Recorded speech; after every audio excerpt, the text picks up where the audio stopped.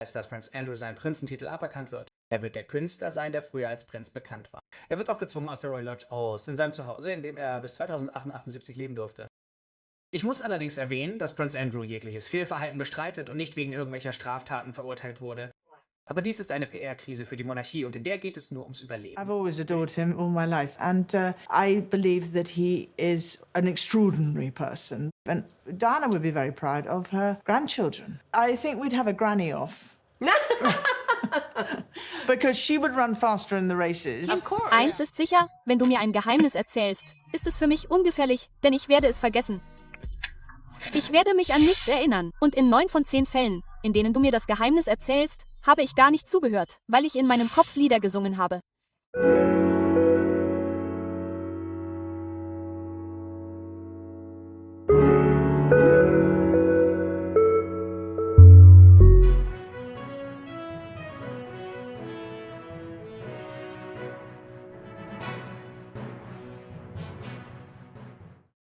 When Sarah Ferguson opened her mouth this time, the royal world stopped cold.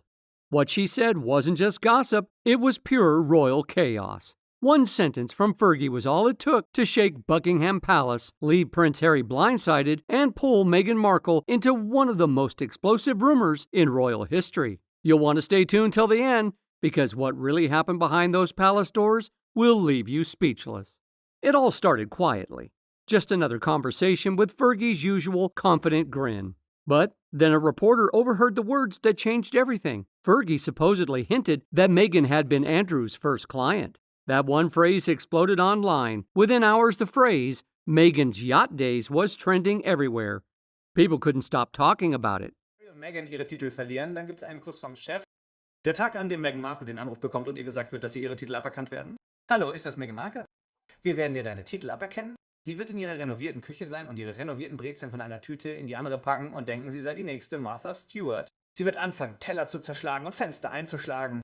Niemand sollte in der Nähe von Meghan Markle sein. There is absolutely zero doubt in my mind. Rachel Meghan Markle was a semi-expensive yacht girl, and she knows it. Many of you have seen this picture already. You see that there's Meghan with her Cajuna hat. Eins ist sicher, wenn du mir ein Geheimnis erzählst, ist es für mich ungefährlich, denn ich werde es vergessen. Ich werde mich an nichts erinnern, und in 9 von 10 Fällen, in denen du mir das Geheimnis erzählst, habe ich gar nicht zugehört, weil ich in meinem Kopf Lieder gesungen habe.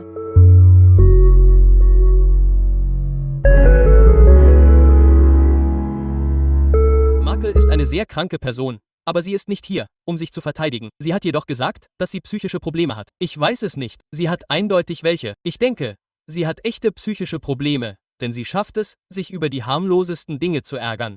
Und sie wurde von der königlichen Familie von ganzem Herzen aufgenommen. Ihre Hochzeit wurde in keiner Weise dadurch geschmälert, dass sie einer ethnischen Minderheit angehörte oder ähnliches. Sie wurde gefeiert und trotzdem hat sie die Hand gebissen, die sie fütterte. Fergie, who's been silenced and brought back to life more times than any royal in modern history, wasn't backing down. Behind palace doors, Harry was reportedly stunned, and the staff were scrambling to contain the mess. The royal silence, that usual no-comment wall, started to crack. People were asking, what did she mean by first client? Why now? And could there really be some secret link between Meghan Markle and Prince Andrew's controversial past? No, I choose people who don't want to be written about on the whole, and whose lives are shrouded in mystery, and they've climbed the greasy pole. They want to be famous, they want to be influential, they want to be powerful, and they want to hide their secrets. And I just love digging away to find out. Find out what they don't want us to know. Insiders began whispering that Meghan's social climb might have started during her so-called yachting days. They claim she had a reputation for being wild at high-end parties and always ready for a good time.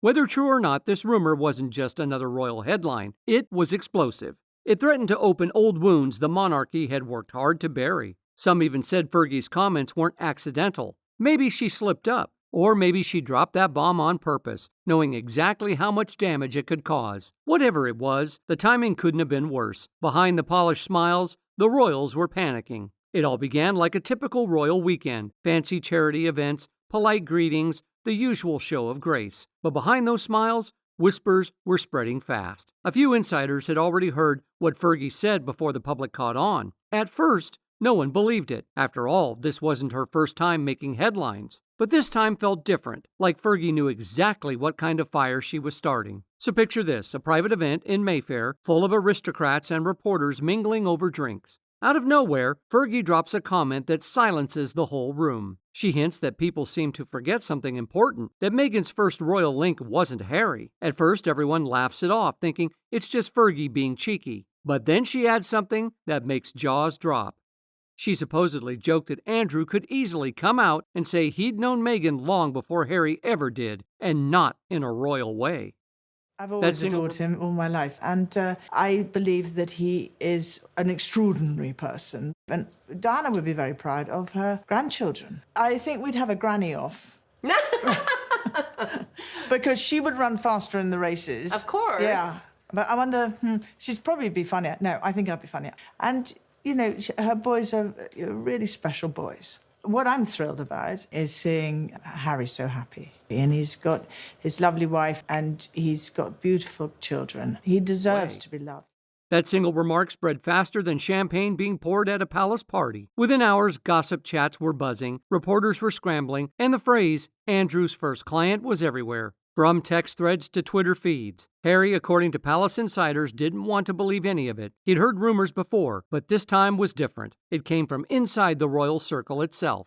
What I found weird was that Meghan and Harry's behavior always seems to create more questions rather than answers when it comes to their child's legitimacy. Legitimacy is one of the most important things when having a royal baby. And a lot of the practices instituted by the British government, like ensuring that certain officials are present and the people are notified of the attending doctors, etc., are all implemented, so there is never a question of the child's belonging to the family. But Meghan and Harry specifically created more questions. What could have been dismissed as random gossip suddenly became a celebrity crisis. By midnight, royal reporters were already digging through Meghan's Hollywood past, connecting it to Andrew's old yacht parties, the ones that had always carried an air of mystery and scandal. The palace PR team panicked, throwing out quiet no-comment statements, while the press sharpened their next headlines. Aber dies ist eine PR-Krise für die Monarchie und in der geht es nur ums Überleben. König Charles weiß das. Prinz William, der sehr bald König sein wird, weiß das auch. Und nur einer von 4 Befragten sagte, dass er Prinz Andrew für einen tollen Kerl hält. Die anderen 75% sagten, er müsse gehen. Darüber spreche ich in meinem Podcast und in den sozialen Medien fast jeden Tag. Aber wenn wir die Monarchie schonen wollen, dann müssen Prinz Harry und Meghan Markle, diese beiden Betrügerinnen aus Monaceto, als nächste dran, denn sie haben sich in den letzten 6 Jahren von ihren Titeln ernährt und sind vor 6 Jahren. Then came another claim from an insider pointing to a woman named Karina Shuliak, reportedly tied to Jeffrey Epstein. The insider hinted that Karina was often seen traveling with Epstein, and apparently Meghan might have been somewhere in that same circle back then. It was enough to send even more shockwaves through the palace walls. Behind those gilded doors, no one dared to say it out loud, but everyone was wondering the same thing. Was Fergie spilling a truth that the royals had tried to bury, or was she just getting even? Because if this was revenge, it was only getting started. Long before the royal titles, the interviews, and the Montecito mansion, Meghan had been fighting her way through Hollywood, a world where survival meant being smart, ambitious, and constantly reinventing yourself. She went from small TV roles to charity events and red carpet appearances, always smiling, always strategic. But behind that polished image was someone hungry for success, doing whatever it took to stand out in a city where dreams faded fast. People who knew her back then remembered how she would charm a room instantly, how she'd walk in and leave everyone knowing her name. She blended in easily with business elites, celebrities, and even a few who moved in royal circles. And that's when the darker rumors started resurfacing. Whispers that Meghan once moved within the same high-end social scenes as some of the most controversial names in Hollywood. Insiders even claim she used to be part of the exclusive Soho House crowd, surrounded by powerful figures like Jeffrey Epstein and Harvey Weinstein. According to them, Meghan wasn't just networking, she was playing the game, doing whatever she had to in order to climb the ladder and stay in those circles. These parties weren't your average get-togethers. They were elite yacht gatherings, where deals were made, introductions were planned, and reputations could change overnight. They weren't as wild as tabloids often describe them, but they definitely weren't innocent either. Behind the glamour were whispers, secret favors, and unspoken debts that tied people together in ways most of us could only imagine. Rumors started swirling that Meghan had attended a few of these yacht parties back when she was still building her image and trying to move in elite circles. There was never solid proof, just scattered sightings, a few photos, and stories that resurfaced years later. But that mystery, that fog of half-truths, made Fergie's comment hit even harder. By linking Meghan's so-called yacht days to Prince Andrew's world, Fergie didn't just spread gossip, she reshaped how the public saw Meghan's past.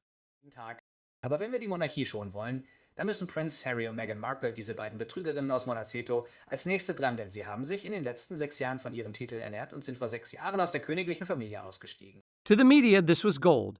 The narrative of an actress who went from Hollywood to royalty and might have crossed paths with the monarchy's most controversial figure was irresistible. Whether true or not, it didn't matter. In the royal world, perception is everything, and Fergie knew that better than anyone. People even began noticing how Prince Andrew seemed to avoid eye contact whenever Meghan was around, and if there was history, neither of them wanted it to be acknowledged. To really understand how shocking Fergie's words were, you'll have to look at Prince Andrew's downfall. He was once seen as a royal hero, but his image has long since crumbled. For years, he enjoyed a life of luxury, private islands, exclusive yachts, and constant access to the elite. He was surrounded by people who fueled his obsession with status and power.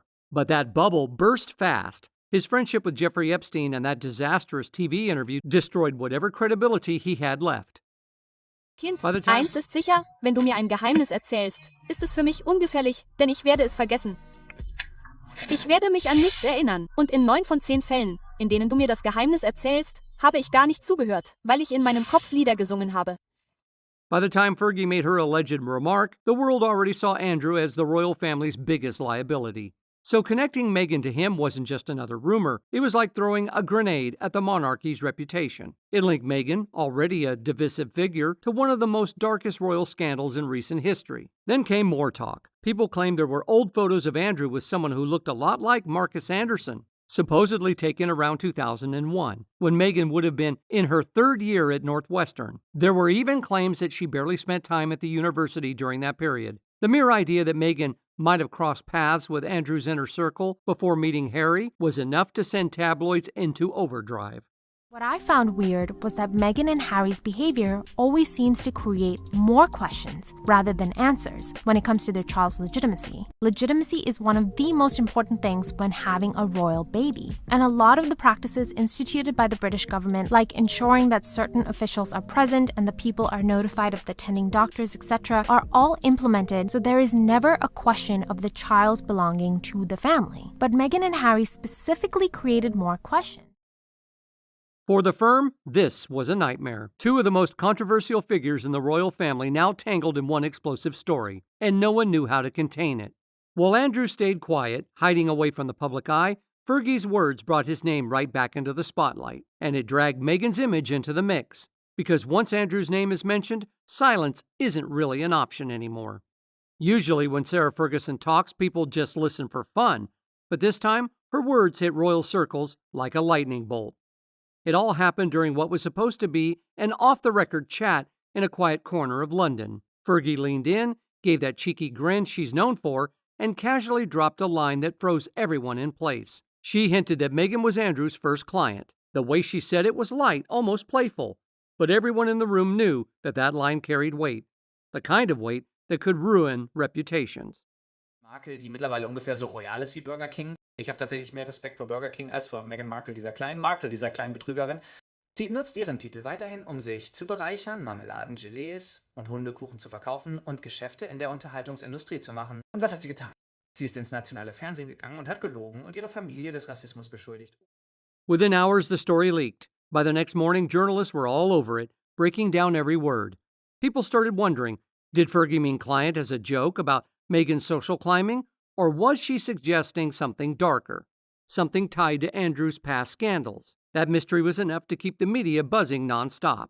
Then came even more fuel to the fire, claims that there were multiple trips, not just one, and that photos existed to back it up. Fergie, as always, stayed cool. She didn't confirm or deny a thing. When reporters tried to corner her, she just smiled. That sly kind of smile that says everything while pretending to say nothing. Inside the palace, though, things were far from calm. Staff were furious. PR teams scrambled to separate the senior royals from the drama, and whispers started spreading that Fergie had gone rogue again.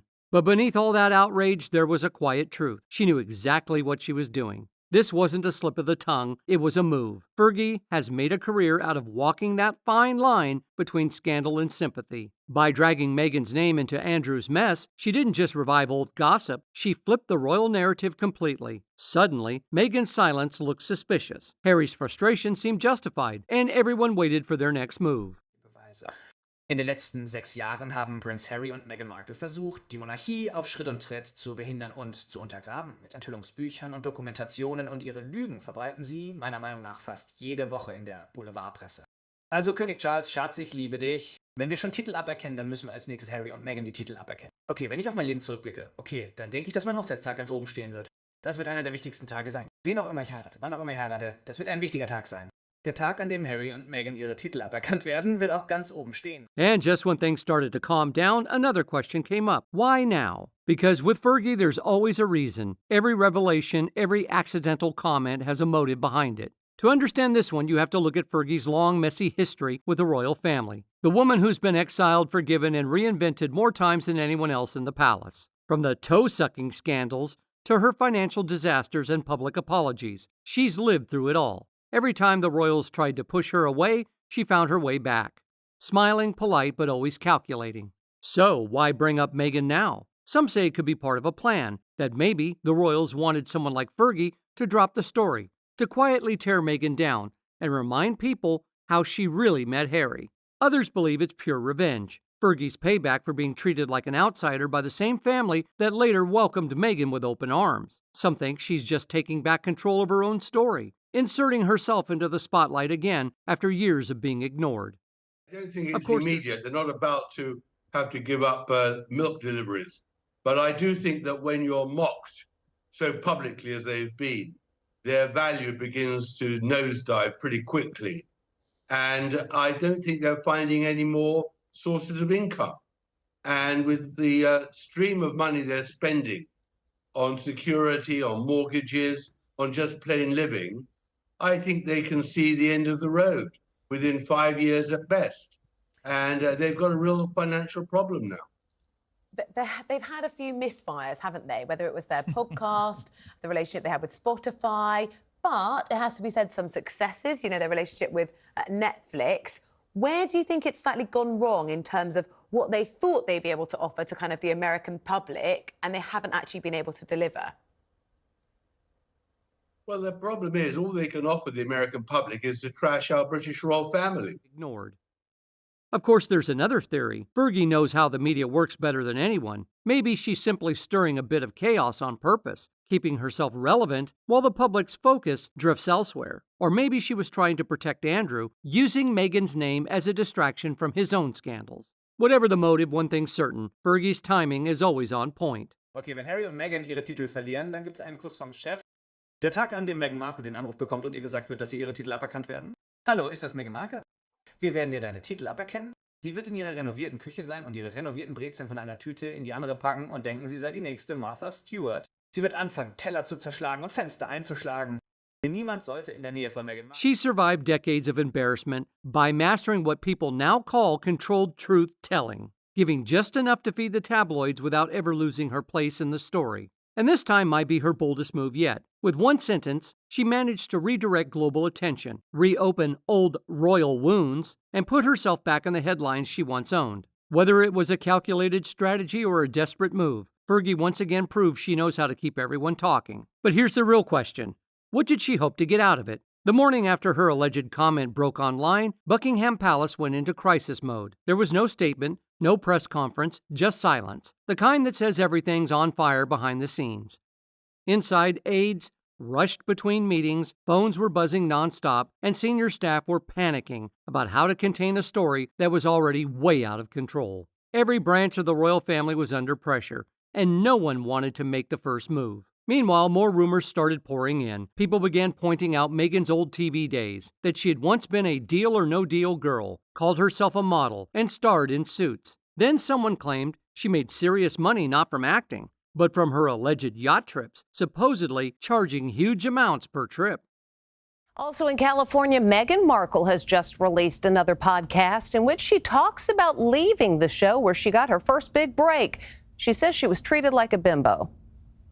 It was Meghan Markle's first major TV gig. Meghan, open the case. As a briefcase model on the game show Deal or No Deal.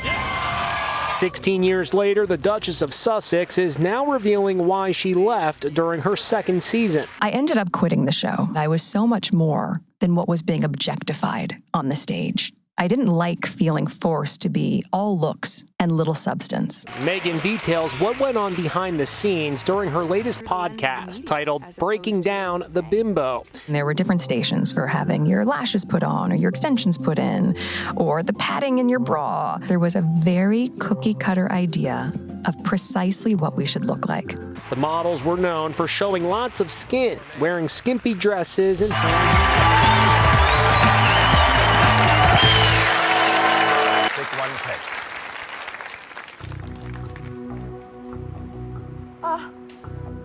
Mom, I think it's 11. Okay. 11, go.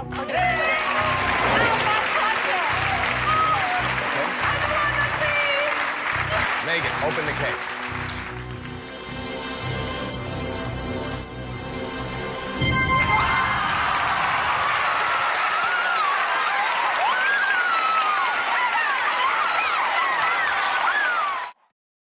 Harry, according to people close to him, was furious but trapped. The rumor embarrassed him publicly, but he knew reacting would only make it worse. Meghan, on the other hand, pulled away from the cameras and postponed her appearances while her team quietly explored legal options. Online, Meghan's critics were celebrating, but behind the scenes, Harry and Meghan were under intense pressure. It wasn't just because of the accusation. It was who it came from. Fergie wasn't a stranger or an anonymous troll. She was family. At the palace, senior royals pretended to stay neutral, but were watching every headline. Their communications teams scrambled to shift focus back to royal events and charities, but the scandal just wouldn't mellow down. The phrase, Andrew's first client, kept popping up everywhere, like smoke that refused to clear. Then came the biggest claim yet. Whispers that Harry already knew Meghan had once been on Jeffrey Epstein's yacht with Prince Andrew.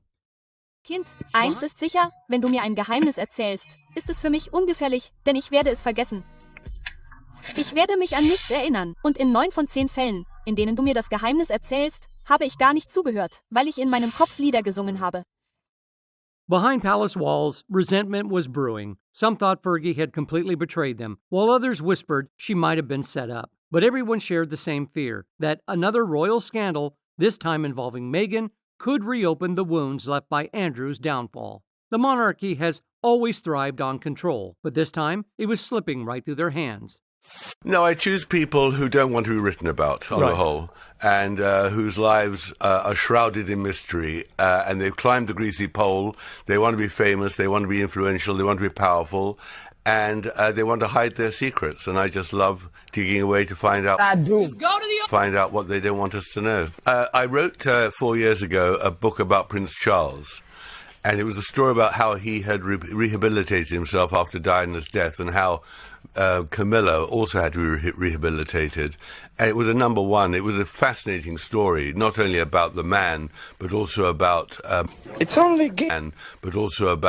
money and his madnesses, and also the goodnesses about and all the rest of it. So when Meghan came along into the scene, I just thought, this is fascinating. How is this going to play out? To tell the truth, I spoke to very few friends of Meghan, because she put a fatwa on anyone talking to me who she could. Just when it seemed like things couldn't get worse, Meghan's silence started speaking louder than any statement. By dawn, the royal machine was in full crisis mode. Aides rushing around with tense faces, clutching folders marked urgent, while pretending everything was fine. The firm's golden rule, never explain, never complain, suddenly felt fragile. Fergie's words had detonated like a bomb in the media, and once again the royal family's reputation was under siege. Inside those private offices, damage control ran like a military option. Advisors crafted careful no-comment lines, while senior royals argued whether to publicly distance themselves or wait for the chaos to fade. But this time the issue wasn't just about optics. It was about trust. Insiders claimed that someone close to the situation revealed how Fergie knew far more than she should, including secrets Meghan would rather stay buried. Rumors that Meghan originally had her sights on Prince Andrew before ending up with Harry, and that Fergie herself stopped it from going further. That made the betrayal sting even more. This wasn't gossip from an outsider. It came from within their own circle, from someone who shared their family name. Harry, according to whispers, was torn. He didn't know whether to confront Fergie himself or let the lawyers step in. Meghan stayed quiet and out of sight, but that only fueled more speculation. Even palace staff could feel the tension. Doors shut faster, voices dropped lower, and every smile was suddenly rehearsed. Everyone knew one wrong word could become tomorrow's headline. Meanwhile, royal aides tried to shift focus back to public events and charity work, but the public wasn't buying it. The story had teeth now. Every photo op, every appearance felt heavy with unspoken questions. Behind those polished smiles, the royals were holding their breath, hoping the scandal would fade like the ones before. But this time it felt different. The threat wasn't coming from outside. It was growing from within their own bloodline. As the dust begins to settle, if it ever really does, one thing is clear. The story has changed the royal landscape forever. What started as one offhand remark from Sarah Ferguson has turned into a full-blown crisis of loyalty, image, and power. Some royal watchers even warn that if a photo ever surfaced showing Meghan and Andrew together years ago, it could be catastrophic. For now, Meghan's silence still hangs over everything like a storm cloud. Harry's trust seems shaken, and the royal family is once again haunted by ghosts they thought they'd buried for good. Maybe that's just how this royal family works. Every time they try to control the story, another secret slips through the cracks. The real question now isn't whether Fergie went too far, but what else she might still be hiding. Because if this is what she's saying out loud, imagine what's being whispered behind palace walls. Want more royal tea like this? Hit that subscribe button and turn on your notifications. And stay tuned. The next revelation might be even bigger.